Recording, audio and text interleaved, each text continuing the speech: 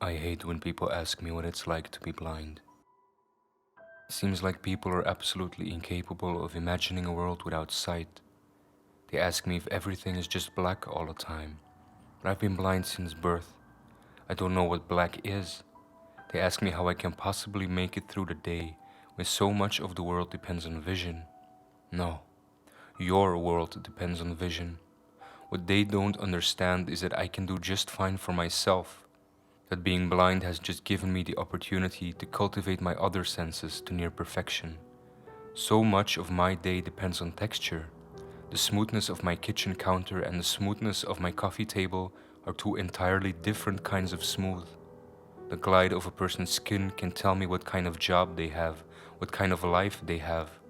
There are so many secrets in the grain of things that most people ignore. And what I don't get from texture, I get from sound. My ears are able to pick up on the minute shuffles and scrapes of life from hundreds of yards away. It is easy to make my way down the street when my course is mapped out by the living space around me. I don't need to see the car in the crosswalk to know that it's there. I don't need to see the businessman staring at his phone to avoid him. Trying to explain this to people is a pain because they don't listen. Have you ever noticed how poorly people listen in their worlds dominated by sight? They're always shutting off their ears, believing that nothing can be gained by listening. If only people would open up their other senses, maybe this world wouldn't be so confused, so misguided. Yes, being blind comes with its difficulties, but never once have I felt wronged by living without sight. A couple of months ago, I decided to find a roommate. Up until this point, I'd been pulling enough cash to rent an apartment all to myself. I work as an educational consultant, which essentially means that I help students apply for college. I work with unconventional students, like myself, mostly students who are deaf, blind, or mute. However, about half a year ago, I tripped and fell down my apartment building stairs, resulting in a broken arm, a bad concussion, and a few weeks off of work. Finding myself short on cash, I decided that it was time to get a roommate. That way, if something like this happened in the future, I wouldn't have to worry about not making rent. Besides, it would be nice to have a little extra cash. I posted an ad on Craigslist.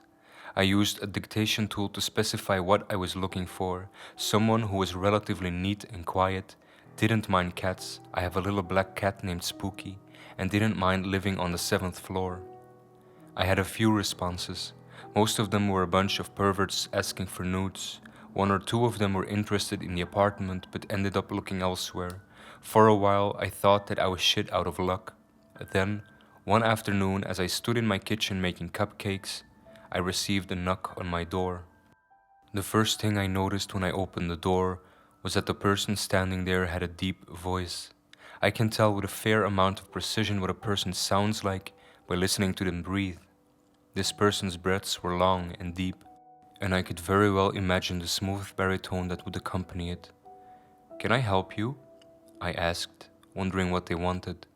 The person reached out and grasped my hand. I was a little bit startled and wary, until they began to sign against my palm. He signed, "Excuse me, I'm told you're renting a room in this apartment. I'm very interested." I felt my whole day brighten as I signed into his palm. "That's right, can you hear me, or should I keep signing?" He signed back, "I can hear, but I am unable to speak." "That's just fine, I'm not sure if you can tell." I laughed at that, because it's always obvious. "But I'm blind, why don't you come inside and take a look around? Did you hear about me from the Craigslist ad?" Immediately, I realized that couldn't be true, because I hadn't put my address in the ad for obvious reasons. "No, I have a friend who lives on the 2nd floor, and heard that someone on the 7th floor was renting a room. It seemed like a good arrangement to me." I gave my visitor a little tour of the place, showing him the room he'd be living in. After that, I finished up the cupcakes and we sat in the kitchen, getting acquainted with each other. He told me his name was Cameo and had been mute since birth. He worked at a local community college in the philosophy department, was a cat lover, and connected with Spooky right away. She seemed to approve of him wholeheartedly, and I decided that he would be an excellent tenant. Cameo moved in a few days later, once we'd settled the logistics, and proved to be a great roommate. He cleaned up after himself, helped me to take care of Spooky, often cooked for the two of us, and his rent was always on time. Everything was great. Things didn't start getting weird until about 2 months in our living arrangement. It started when Cameo got a girlfriend. Now, normally this wasn't a problem, as long as they met somewhere outside of the apartment. I have to admit, she was rather rude and I wasn't fond of her. But the nights they spent in their room were spent, well, having crazy fucked up sex, and I could hear every agonizing second of it. Thankfully, Cameo didn't bring her over often, just once or twice, so my suffering was kept to a minimum. One night, I heard something different coming from Cameo's room. He and his girlfriend had finished up with their nightly activities, and I had long since fallen asleep. I wasn't really expecting to wake up to the sound of Sandra screaming.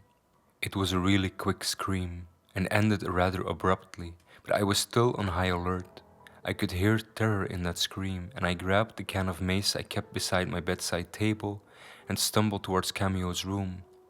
I bumped into him in the way, only a little surprised that I didn't hear him. The man could be quiet as a cat when he wanted to be, which was nice, I'll admit. "What's going on? Is she okay?" I asked, keeping my voice low. "Yes, I was just coming to see if she woke you up," he signed. "She just had a bad nightmare. She's fine now." Relieved, just a little annoyed, though I would never admit to it, I went back to bed. A few days later, Cameo told me he'd broken up with Sandra. I consoled him, of course, and pretended that I wasn't secretly glad she was out of my life. And things went back to normal. I began to notice a trend though. Cameo would date these girls, most of them awful and annoying, for a few weeks, sometimes only even a few days, and dump them out of the blue. He acted as though it was totally normal, but it made me curious. Maybe he was just a womanizer, but I started thinking that there was something else behind it. I got my answer one day when I came home from work early. The student I was supposed to work with came down with the flu.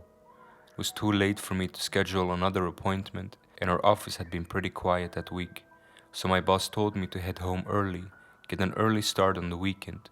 Usually, I would text Cameo and let him know I was coming home, but I didn't think of it. I figured he'd still be at work anyway, so I didn't bother to inform him. I grabbed a muffin at the bakery and headed home in high spirits. I knew the apartment wasn't empty the moment I stepped in the door. I became instantly aware of two things.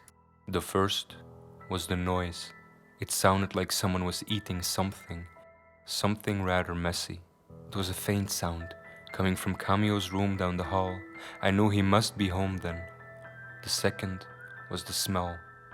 The moment it hit my nose, my face furrowed in disgust. It was harsh and metallic, the smell of something that shouldn't be there. I walked into the apartment as quietly as I could, instantly understanding that something was wrong. There was a thrum of tension in the air, I could sense it. I made my way silently down the hall, pausing whilst I was outside Cameo's room.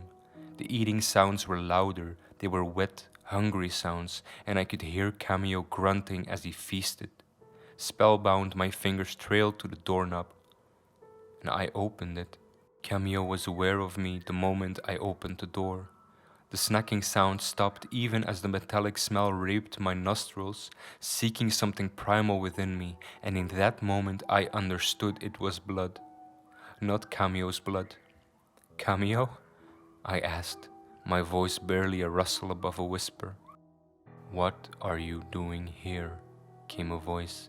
It was that deep voice that I had been expecting when I'd first opened the door and met Cameo, the voice I'd imagined he'd have if he wasn't mute. Well, apparently he wasn't mute. I thought as the baritone rang out in the room. The voice had a gravelly crunch to it, and when he spoke it sounded to me like the grating of rocks in vocal form. I got out of work early," I finished lamely, unsure of what to do. Cameo was in his room. Something else was in Cameo's room, or had been, and it had left a hell of a lot of blood, enough for the smell to be overpowering, and I was standing there, witness to it in smell and sound only. Cameo came towards me. For the first time in all the time he'd lived there, I heard him walk. The thump, the thump. It sounded like someone was walking heel to toe in high heels, except the sound was heavier. I couldn't quite place what it was, where I'd heard it before, and then it hit me. Hooves. Cameo stopped in front of me. He was breathing hard, and I could almost hear him wondering what to do now that I'd caught him. And whatever he was doing, whatever he decided, I was sure it wouldn't end well for me. Gathering up my courage, figuring it was the last thing I'd ever do, I reached out for him, my hand trembling as I tried to touch him. He brought out his hand to mine. I let my fingers drift across his arm, feeling the coarse fur that coated it. I felt his hand, the roughness of it, the way his furry fingers ended in sharp tips that sliced through my skin just a little when I touched them. Claws. My heart began to beat wildly as I started to hyperventilate. Whatever this Cameo was, it wasn't the Cameo that I knew, or maybe I had never known Cameo in the first place. He heaved a deep, long-suffering sigh. Camilla, I like you. Very much, in fact. That's why I'm not going to kill you. As the gravel in his voice rumbled around in my head, I felt my panic begin to subside. It was almost as though something was forcing me to calm down. You're not? I asked. No, it answered dully, and I'm going to leave now. Go. Call the police, Camilla. It's the best thing you can do for yourself. And then, all of a sudden, Cameo was gone. I was left all alone once again. The police are calling this the most bizarre crime they've ever seen. After Cameo left, I stood in the room for what felt like hours, trying to make myself move and failing. Eventually, I collapsed in a heap on the floor, dragged myself down the hall, and managed to grab my cell phone off the kitchen counter. I called the police and left the line open, prompting them to trace the call and come to my aid. I was barely conscious when they arrived. They didn't tell me what they saw in Cameo's room. Not that they would really know how anyway. After all, what do I know of sight? I've never been more grateful in my life that I cannot see than when I heard the officers enter his room. In my fading consciousness, I could hear one of them cuss under his breath. One of them heave the contents of his stomach all over my carpet. They found remains, they said, belonging to several people. Luckily for me, they also found fingerprints. People in the building were also able to identify the man named Cameo that had been living with me. They immediately sent out a warrant for his arrest, but I know they won't find him. I believe what Cameo said. I believe that he let me live because he had grown fond of me, as fond as whatever he was is able to. I believe he left fingerprints at the scene on purpose, so the police would not suspect me. In a strange way, I guess, I'm grateful to him. But one thing is absolutely certain. I am never having another roommate.